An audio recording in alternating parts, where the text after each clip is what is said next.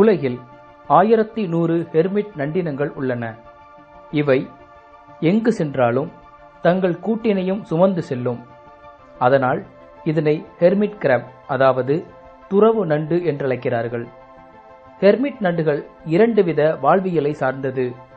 ஒன்று நிலத்தில் வாழக்கூடியது, மற்றொன்று நீரில் வாழக்கூடியது. இவை இரண்டும் ஆக்சிஜனையே சுவாசித்து வாழ்கின்றன. இவை சுவாசிக்க கில் என்றழைக்கப்படும் செவுளை பயன்படுத்துகிறது. இந்த நண்டுகள் வளர வளர தன் கூட்டை மாற்றிக்கொள்ளும். இதன் வளர்ச்சியை பொறுத்து அதன் உடல் அமைப்புக்கு ஏற்ற புதிய சங்குகளை அது மாற்றிக்கொள்கிறது. இவை வாழும் கூடு சங்கு. ஹெர்மிட் நண்டுகள் தங்களுடைய கூட்டிற்கான சங்கிற்காக சண்டையிடுவதும் உண்டு. சில நேரங்களில் பெரிய நண்டுகள் கலட்டி போட்ட சங்கிற்குள் சிறிய நண்டுகள் முறையே சங்கினை வரிசையாக மாற்றிக்கொள்ளும்.